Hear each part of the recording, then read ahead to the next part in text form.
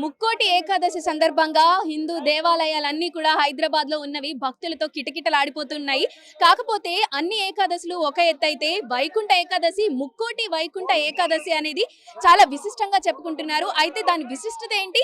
ఎలాంటి ఆచరణ ఉండాలి అనేది మనం పంతులు గారితో మాట్లాడి తెలుసుకుందాం. నమస్తే పంతులు గారు. ఓం నమో వెంకటేశాయ. నమస్తే. ముందుగా అసలుకి వైకుంఠ ఏకాదశి అనేది ఒక ఎత్తు అయితే ముక్కోటి ఏకాదశి అనేది ఎంతో విశిష్టంగా చెప్పుకుంటున్నారు. అసలు ఆ పండుగ విశిష్టత ఏంటి అండి? వైకుంఠ ఏకాదశి అని అంటే స్వామివారు దక్షిణాయన పుణ్యకాలంలో 4 మాసాల వరకు కూడాను యోగ నిద్రలో ఉండి కార్తీక మాసంలో వచ్చేటువంటి శుక్లపక్ష ఏకాదశి నాడు స్వామివారు నిద్రలేస్తారు. దానికి ఉత్తాన ఏకాదశి అని పేరు. ఆ ఉత్తాన ఏకాదశి దగ్గర నుంచి కూడాను మనకు ఉత్తరాయణ పుణ్యకాలం సరిగ్గా 90 రోజుల తర్వాత వస్తుంది. ఆ 90 రోజుల తర్వాత వచ్చేటువంటి ఈ ఉత్తాన ఏకాదశి మనకు ఎలాగైతే రోజుకి సూర్యోదయానికి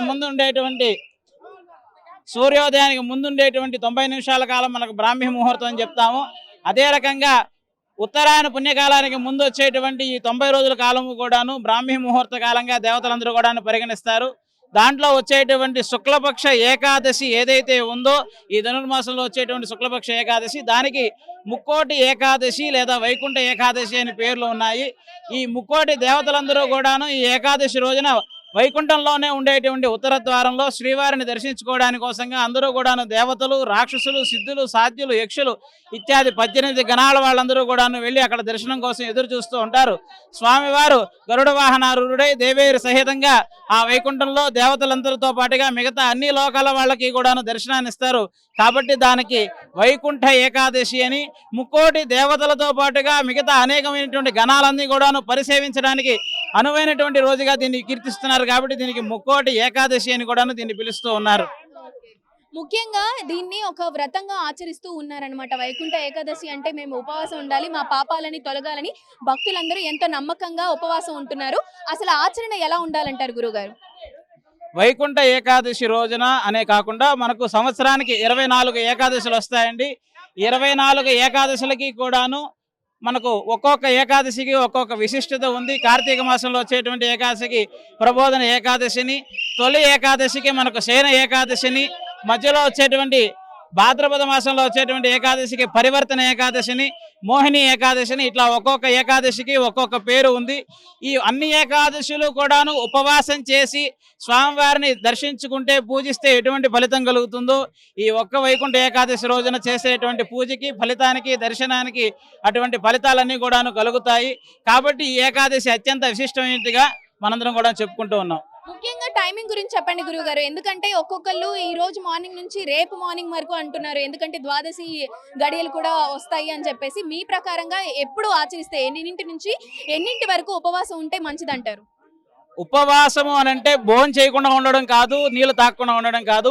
సమీపే వాస, స్వామివారికి దగ్గరగా ఉండడమే ఉపవాసం.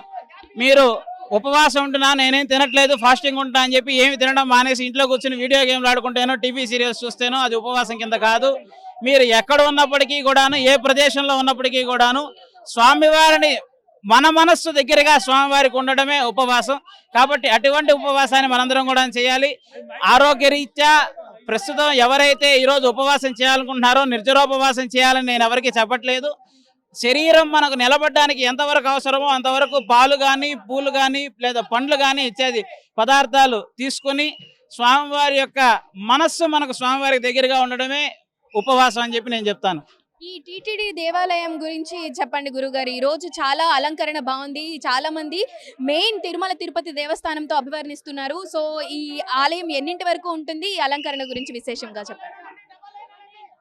స్వామివారు సాక్షాత్తుగా మనందరినీ కూడాను ఉద్ధరించడానికి వైకుంఠం నుంచి కూడాను భూలోకానికి వేయించేశారు తిరుమలలో. ఆ తిరుమల తిరుపతి దేవస్థానం వారి ఆధ్వర్యంలోనే స్వామివారికి అనేకమైనటువంటి ఆలయాలు దేశవ్యాప్తంగా కూడా ఉన్నాయి. దాంట్లో ఒకటి తెలంగాణ రాష్ట్రంలో హైదరాబాద్ నగరంలో జూబ్లీ హిల్స్లో వేయించేసినటువంటి ఆలయం ఈ శ్రీవారి ఆలయం. స్వామివారికి తిరుమలలో ఏ రకంగా అయితే వైఖానస భగవత్ శాస్త్రోక్త మార్గంగా నిత్య పూజాది కైంకర్యాలన్నీ కూడా జరుగుతాయో అదే రీతిగా ఇక్కడ ఉండేటువంటి స్వామివారికి కూడాను వైఖానస ఆగమోక్తంగానే ఇక్కడ సుప్రభాతము, తోమాల, కొలువు, సహస్రనామార్చన, స్వామివారికి నిత్య సేవలన్నీ కూడా జరుగుతాయి. అలాగే వారోత్సవాలు కూడా జరుగుతాయి. స్వామివారికి గురువారం తిరుప్పావడ సేవ, నేత్ర దర్శనం, పూలంగి సేవ, శుక్రవారం పూరాభిషేకం, ఇవన్నీ కూడా కైంకర్యాలు కొండ మీద ఏ రకమైనటువంటి ఆభరణాలతో ఏ రకమైనటువంటి విశిష్టాలతో జరుగుతుందో అదే రకమైనటువంటి పద్ధతి సాంప్రదాయాలతో ఇక్కడ కూడా జరగడం జరుగుతోంది. ఇక్కడ డిసెంబర్ 16వ తారీఖు నుంచి జనవరి 14వ తారీఖు వరకు కూడాను ధనుర్మాసోత్సవాలు జరుగుతున్నాయి. దాంట్లో భాగంగానే స్వామివారికి ధనుర్మాస కైంకర్యాలు, తిరుపల్లిచ్చి తిరుపావై కైంకర్యాలన్నీ కూడా జరుగుతున్నాయి. స్వామివారికి అదే రకంగా ఇవాళ రోజున ఉదయం నిత్య కైంకర్యాలు, ద్వార పూజ, వైకుంఠ ద్వార దర్శనం అన్ని కూడా పూర్తి చేసుకున్న తర్వాత స్వామివారికి ఉదయం 2 గంటల ప్రాంతం నుంచి కూడా ఈ దర్శనం జరుగుతూ ఉన్నది. రాత్రి 9:30 వరకు కూడా స్వామివారికి ఈ దర్శనం నిర్విరామంగా జరుగుతూ ఉంటుంది. స్వామివారికి సాయంత్రం కైంకర్యాల వరకు ఒక అరగంట వరకు కూడాను నైవేద్యం విరామం ఉంటుంది. దాని తర్వాత కూడా యథాప్రకారంగా 9:30 వరకు కూడా ఈ దర్శనం కొనసాగుతుంది. స్వామివారికి రాత్రి 10 గంటలకి ఏకాంత సేవతో స్వామివారి యొక్క ధనుర్మాసోత్సవాల్లో భాగమైనటువంటి ఈ ముక్కోటి ముగుస్తుంది. థ్యాంక్ యూ సో మచ్ గురువు గారు. థ్యాంక్ యూ అండి.